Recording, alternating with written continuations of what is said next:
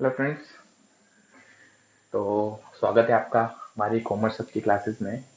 हमारी ऑडिटिंग की आज की क्लास चल रही है। ऑडिटिंग में दो क्लासेस अपन अपलोड कर चुके हैं। हमने थोड़ा इसका ओवरव्यू देखा था ऑडिटिंग में। आज अपन पढ़ते हैं आगे, ठीक है। एक वर्ड आता है ऑडिटिंग में। अच्छा, थोड़ा सा इसका टाइमिंग का मैं आपको बता दूं। आपके क्लासेस अपलोड होने का थोड़ा टाइमिंग चेंज हुआ है। जो इवनिंग का टाइमिंग था वो ये टाइमिंग हमने मॉर्निंग में रखा है। यानी कि आपकी अकाउंट्स की क्लास जो होगी वो मॉर्निंग में अपडेट होगी 7 o'clock, ठीक है, 7 बजे मॉर्निंग। क्योंकि हमारे पास थोड़ी नेट की प्रॉब्लम चल रही है यहाँ पर लॉकडाउन की वजह से, इसलिए हमें थोड़ा नाइट में हम वीडियो अपलोड कर देंगे तो मॉर्निंग तक सारी वीडियोस अपलोड कर दी जाएंगी। अकाउंट्स की क्लास, उसके बाद में हम ऑडिट की आपकी क्लास लगाएंगे, वो 8 बजे अपलोड की जाएगी, ठीक है। ये भी मॉर्निंग, एम वैसे मॉर्निंग ही होता है। उसके बाद एक टैक्स की क्लास 9 o'clock, ठीक है, मॉर्निंग। ये तीन क्लासेस हमारी चलेगी। इसमें से टेक्स्ट की क्लासेस 1 by 1 होगी। जरूरी नहीं कि डेली हम अपलोड करें, बट ये दो क्लासेस आपकी डेली अपलोड की जाएगी। इसकी क्लासेस हर एक दिन छोड़ के एक दिन 9 बजे अपलोड की जाएगी, ठीक है। तो चलिए अब स्टार्ट करते हैं आगे। अब हम बात करें ऑडिटिंग की। ऑडिटिंग में हमने एक ओवरव्यू पढ़ा। ऑडिट जो करता है उसको ऊपर बोलते हैं, क्या बोलते हैं, अंकेक्षक। ऑडिटिंग का जो प्रोसेस होता है उसको हम अंकेक्षण वाली प्रक्रिया बोलेंगे, ठीक है। अब देखिए, हर एक चीज जो भी कॉमर्स में हमने अभी तक पढ़ रखी, जैसे अगर कंपनी अकाउंटिंग की बात की जाए या नॉर्मल अकाउंटिंग की भी बात की जाए, तो हर एक चीज के ऊपर कुछ रूल्स एंड रेगुलेशंस लगते हैं, ठीक है, जो हमें बताते हैं कि काम किस प्रकार से करना है। उसी तरीके से ऑडिटिंग के अंदर भी कुछ रूल्स एंड रेगुलेशंस हैं बने हुए, और ये जो रूल्स एंड रेगुलेशंस बने हुए हैं इनके लिए कुछ स्टैंडर्ड्स बने हुए हैं, ठीक है। यानी उन स्टैंडर्ड्स के अंदर ये सारी के सारे जो भी रूल्स रेगुलेशंस प्रोसीजर्स जो है, जो भी हमारी प्रक्रिया है, यानी अंकेक्षण करने के संपूर्ण तरीके को हमें बताया गया उन स्टैंडर्ड्स के अंदर, ठीक है। वो जो स्टैंडर्ड्स है जो किसके ऊपर बने हुए हैं, ऑडिटिंग के ऊपर, यानी ऑडिटिंग के बारे में सारी चीजें आपको बताते हैं। हम उन स्टैंडर्ड्स से बाहर जाकर कभी भी काम नहीं कर सकते, ठीक है। हमें उन स्टैंडर्ड्स के अंदर अंदर रहकर ही काम करना पड़ता है। यानी कि जो, जैसे हम कानून की अगर बात करें तो कानून के अंदर रहकर ही हमें सारा काम करना पड़ेगा। उसी तरीके से आपको ऑडिटिंग करनी है तो ऑडिटिंग के अंदर कुछ स्टैंडर्ड्स बने हुए होते हैं। उन स्टैंडर्ड्स के अंदर सारे रूल्स एंड रेगुलेशंस लिखे होते हैं, सारे प्रोसीजर्स लिखे होते हैं कि कंकेक्षक को किस प्रकार से काम करना चाहिए, ऑडिटिंग पूरे प्रोसेस को किस तरीके से उसको हैंडल करना चाहिए, ठीक है। किन किन रूल्स को उनको फॉलो करना पड़ेगा, यानी सारी चीजें जो भी होती है ऑडिटिंग के अंदर वो सब कहाँ लिखी होती है, स्टैंडर्ड्स के अंदर। कहाँ लिखी होती है, स्टैंडर्ड्स के अंदर। और ये जो स्टैंडर्ड्स है किस पर है, ऑडिटिंग के लिए है, तो इसलिए हमने इनका नाम रख दिया स्टैंडर्ड्स ऑन ऑडिटिंग, ठीक है। इसे शॉर्ट में एसएस भी बोला जाता है, ठीक है। और अगर इसे हिंदी में कहा जाए तो अंकेक्षण मानक हम कहेंगे, अंकेक्षण मानक, ठीक है। तो आई होप आपको एक चीज तो क्लियर हो गई होगी कि चाहे कैसा भी काम हो, ऑडिटिंग की बात करें, ऑडिटिंग अकाउंटिंग की बात करें, अकाउंटिंग टैक्सेशन की बात करें तो टैक्स के ऊपर 1961 का एक्ट लगता है। तो इन सब के ऊपर जो है वो एक ऊपर हायर अथॉरिटी होती है जो हमें समझाती है, हमें बताती है कि आपको किस तरीके से इसमें काम करना है। तो ऑडिटिंग के अंदर जो भी rules and regulations and procedures लिखे होते हैं वो सब कहाँ लिखे होते हैं, एसएस के अंदर, स्टैंडर्ड्स ऑन ऑडिटिंग के अंदर, ठीक है। अब इसकी शुरुआत कैसे हुई, इसकी स्टार्टिंग से लेकर लास्ट तक हमें एक छोटा सा प्रोसीजर देखना है ना। इसके काफी क्वेश्चंस एग्जाम में पूछे जाते हैं, ठीक है। तो चलिए, ये एसएस आया कैसे, ठीक है। सबसे फर्स्ट 1977 में, 1977 में एक संस्था की स्थापना की गई, आईएफएसी, ठीक है। इसका फुल नाम है international international federation of international federation of accountants, ठीक है। तो 1977 में एक संस्था की स्थापना की गई आईएफएससी, जिसका मुख्य उद्देश्य क्या था कि वो भारत में जो भी हमारे पास में स्टैंडर्ड्स बने हुए हैं उन स्टैंडर्ड्स को इंटरनेशनल लेवल पर जाके कंपेयर करे, ठीक है। यानी कि अंतर्राष्ट्रीय जो स्टैंडर्ड्स बने उनमें समन्वय स्थापित करने हेतु हमने ये संस्था का निर्माण किया। आईएफएससी का मुख्य काम क्या था कि जो भारत के स्टैंडर्ड्स हैं वो हम चेक करते जाएं कि इंटरनेशनली जो स्टैंडर्ड्स चल रहे हैं उनके कंपैरिजन में सही है या फिर गलत है। अगर कुछ करेक्शंस करने की जरूरत पड़ रही है तो हम उसको क्या करेंगे, करेक्शंस भी करेंगे। यानी इन शॉर्ट कहा जाए तो इंडिया के अंदर जो स्टैंडर्ड्स चल रहे हैं उसको हम कंपेयर करेंगे किससे, इंटरनेशनल स्टैंडर्ड से। ठीक है। तो आईएफएससी की स्थापना क्यों की गई थी? ये समन्वय स्थापित करेगा।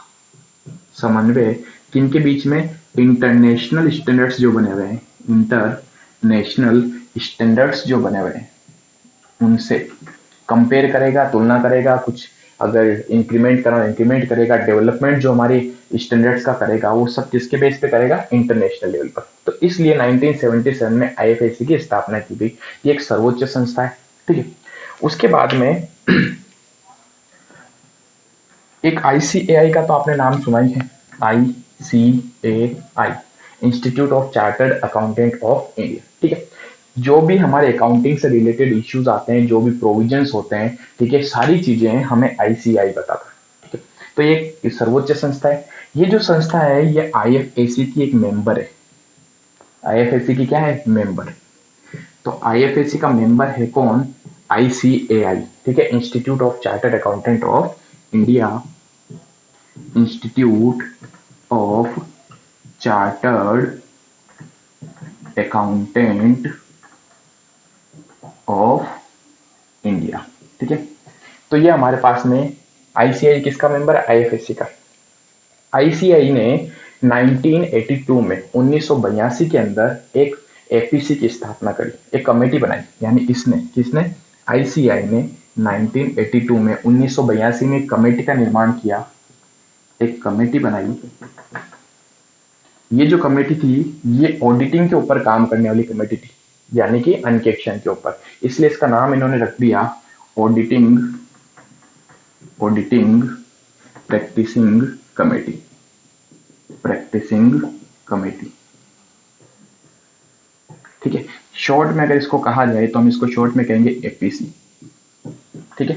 तो एपीसी की स्थापना किसने की? आईसीआई ने। आईसीआई कौन है? आईसीआई आईएफएसी का एक मेंबर है। ठीक। उसने 1982 में कमेटी बनाई एपीसी। अब एपीसी का काम होगा जो भी स्टैंडर्ड्स इंडिया में चल रहे हैं, ठीक है, उसकी देखरेख करना, उसका डेवलपमेंट करना। यानी जो भी इससे रिलेटेड, स्टैंडर्ड से रिलेटेड इश्यूज होंगे वो सब कौन देखेगा? एपीसी देखेगा। ठीक है। तो एक कमेटी थी जिसका काम क्या होगा? ये जो स्टैंडर्ड्स बन रहे हैं, जो हम पढ़ रहे हैं ऑडिटिंग के ऊपर, जो स्टैंडर्ड्स हैं, इन स्टैंडर्ड्स की देखरेख करना। स्टैंडर्ड्स, और किस पे स्टैंडर्ड बनाए हैं? Standards on auditing. तो ऑडिटिंग पे जो भी स्टैंडर्ड्स बने हुए हैं, ठीक है, उनका डेवलपमेंट करने का इसका काम था। उसको डेवलपमेंट करे, अगर उसमें कुछ चेंजेस करने हो तो उनके चेंजेस करने के लिए एडवाइस करे। तो सारा काम कौन करेगा? एपीसी। ठीक है। तो अच्छा, इसका हिंदी में नाम होगा अंकेक्षण अभ्यास समिति। नाम लिखते रहे अपन साथ साथ में, अंकेक्षण अभ्यास समिति। ठीक है। तो आईसीआई ने जो कमेटी बनाई थी एपीसी, एपीसी का मुख्य काम क्या होगा कि जो भी स्टैंडर्ड्स हैं ऑडिटिंग से रिलेटेड, उन स्टैंडर्ड्स को डेवलप करे, उसके विकास में अपना योगदान दे। अगर उसमें कुछ चेंजेस करने चाहिए अकॉर्डिंग टू इंटरनेशनल लेवल, यानी इंटरनेशनल लेवल पर किस तरीके के स्टैंडर्ड्स बने हुए उसको कंपेयर करेगी इंडिया के साथ में। ठीक है। तो ये भी सारा काम किसने करना स्टार्ट किया? एपीसी ने। कुछ टाइम के बाद में, अच्छा, स्टैंडर्ड्स ऑन ऑडिटिंग कौन बनाएगा? एपीसी। 1982 में तो इसकी स्थापना की गई। 2002 में, जुलाई 2002 में एपीसी का नाम बदलकर, यानी ये जो संस्था थी हमारी एपीसी, इसका नाम बदलकर रख दिया गया डब्ल्यूएसबी। ठीक है। WSB means auditing and assurance standard board. Auditing and assurance standard board. तो जुलाई 2002 में इसी एपीसी का नाम बदल के क्या रख दिया गया था? डब्ल्यूएसबी। ठीक है। और इसमें अगर अपन आगे और जोड़ दे तो इसका नाम हो जाएगा international auditing assurance standard board. ठीक है। तो आज वर्तमान में जो संस्था काम कर रही है, जो इसके ऊपर काम करती है, वो संस्था कौन सी है? Hello friends. तो अभी हमने डिस्कस किया स्टैंडर्ड्स ऑन ऑडिटिंग क्या क्या होते हैं, स्टैंडर्ड्स को किस तरीके से अप्लाई किया गया, उसके ऊपर कौन सी संस्था काम करती है ना। तो वो सारी चीजें हम आगे जाके वापस सारे स्टैंडर्ड्स पढ़ेंगे कि कौन कौन से स्टैंडर्ड्स हैं, उन स्टैंडर्ड्स में क्या लिखा हुआ, वो सारी चीजें अपन पढ़ने वाले। ठीक है। तो अब अपना नेक्स्ट टॉपिक जो है वो है ऑब्जेक्टिव ऑफ ऑडिटिंग। अंकेक्षण का उद्देश्य क्या होता है? कई लोग कहते हैं अंकेक्षण का उद्देश्य है कि क्या कंपनी के वित्तीय विवरण यानी फाइनेंशियल स्टेटमेंट्स में फ्रॉड किया या नहीं किया, ये पता लगाना। जी नहीं, अंकेक्षक का प्राइमरी ऑब्जेक्टिव ये नहीं होता है कि वो ये पता लगाए कि वहां पर कपट हो रहा है या फ्रॉड हो रहा है या फिर नहीं हो रहा है। ये तो सेकेंडरी ऑब्जेक्टिव हो जाता है। दूसरा ऑब्जेक्टिव, इसका मेन ऑब्जेक्टिव होता है ऑडिटिंग का राय प्रकट करना, राय की अभिव्यक्ति।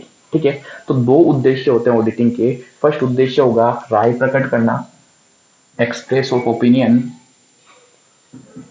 Express of opinion, express of opinion, राय की अभिव्यक्ति, राय की अभिव्यक्ति। और दूसरा ऑब्जेक्टिव होगा हमारे पास में कपट का पता लगाना। ठीक है, टू डिटरमाइन या टू फाइंड द फ्रॉड। ठीक है, तो देखिए इसका मेन ऑब्जेक्टिव जो होता है अंकेक्षण का वो क्या होता है, वो होता है यहाँ पर राय की अभिव्यक्ति करना। ठीक है, express of opinion. Express of opinion को पढ़ने से पहले हम पढ़ते हैं जब एक ऑडिटर होता है वो अपनी राय देता है कि वित्तीय विवरण कैसे हैं, तो वहां पर दो शब्द दिखता है कि वित्तीय विवरण ट्रू एंड फेयर है या नहीं, ट्रू एंड फेयर। ठीक है, पहले क्या होता था, यहाँ ट्रू एंड फेयर की जगह ये ट्रू एंड फेयर आजकल हम यूज लेते हैं ऑडिटर्स। पहले जो होता था वर्ड यूज में लिया जाता था ट्रू एंड करेक्ट। ठीक है, ट्रू एंड करेक्ट का मतलब क्या है? ट्रू एंड करेक्ट का मतलब एकदम सही और सत्य है। यानी कि छोटी से छोटी चीजें भी हम पहले देखते थे कि गणित की शुद्धता है या नहीं है, ये सारी चीजें हम देखते थे।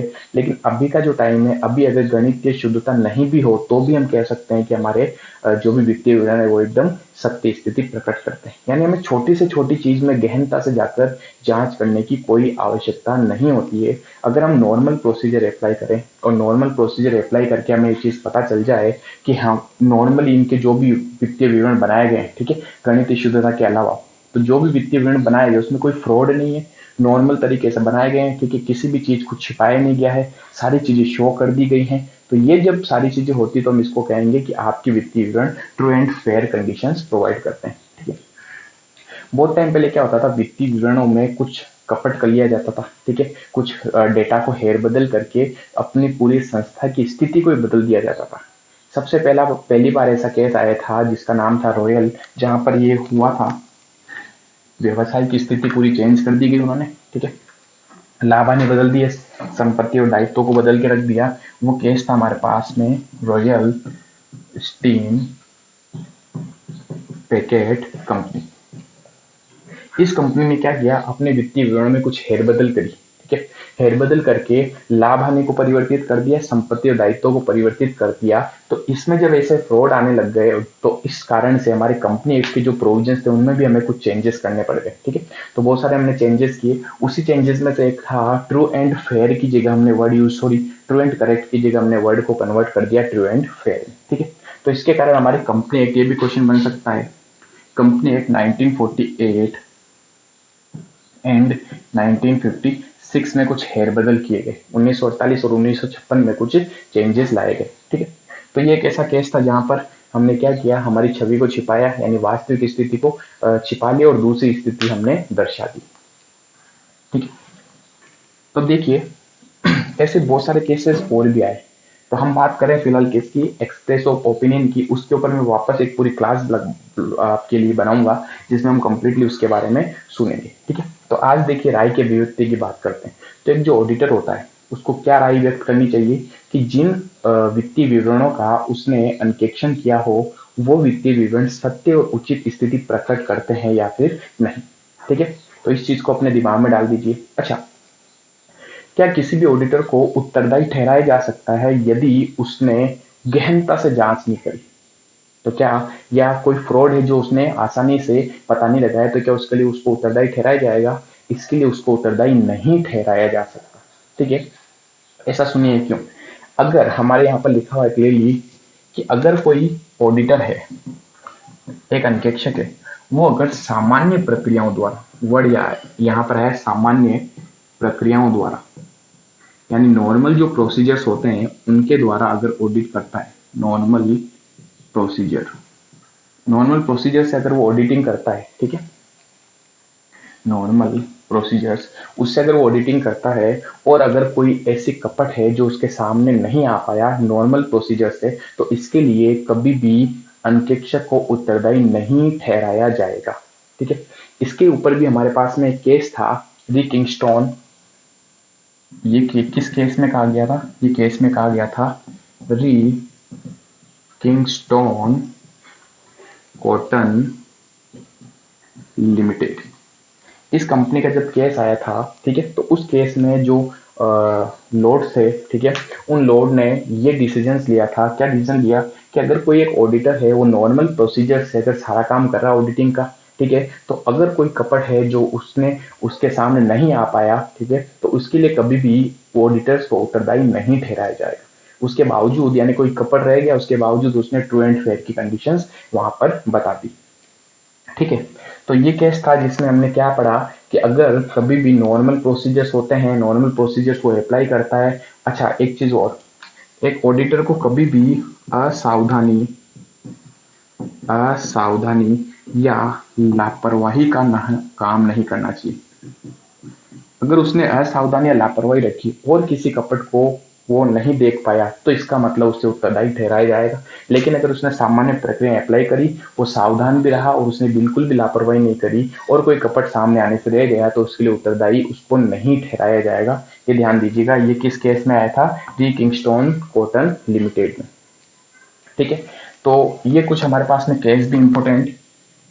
तो देखिए, हमारा जो पॉइंट है वो यही है कि क्या एक ऑडिटर का मेन ऑब्जेक्टिव कपट का पता लगाना है या फिर सिर्फ राय व्यक्त करना है। तो उसका प्राइमरी ऑब्जेक्टिव जो होगा, पहला उद्देश्य उसका क्या होगा?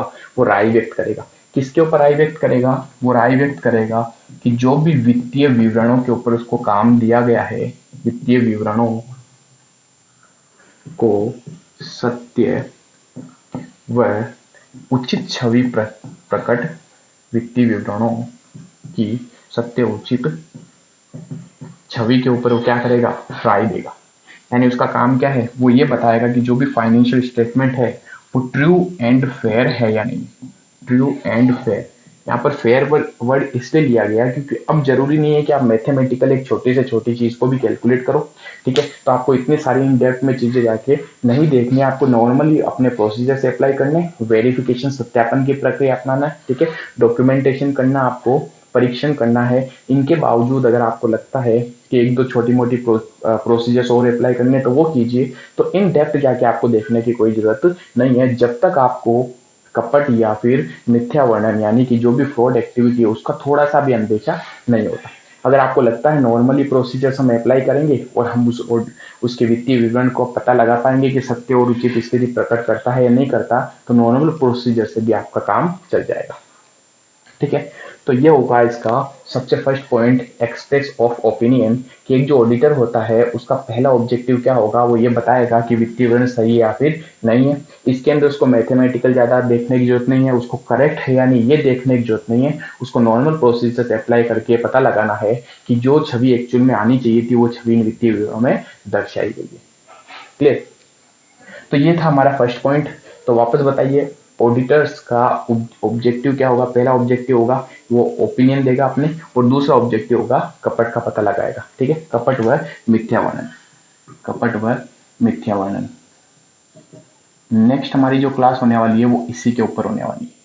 देखिए, ये तो बहुत सिंपल है। ठीक है, हम आगे ये पढ़ेंगे, रिपोर्टिंग में ये बताएगा। ठीक है, तो रिपोर्टिंग कितने प्रकार की होती है वो भी हम आगे पढ़ने वाले हैं, बट हम मेनली इसके ऊपर फोकस करेंगे। हमारी पूरी एक क्लास जो है वो इसके ऊपर जाएगी, क्योंकि हम इसमें जाके ये भी पढ़ेंगे कि कपट भी कैसा होता है, किस प्रकार से किया जाता है। उसके बाद हम देखेंगे कि उसको ऑडिटर किस प्रकार से पता लगाएगा। ठीक है, तो चलिए आज के लिए इतना ही, यहाँ तक रीड कर लें आप। Thank you.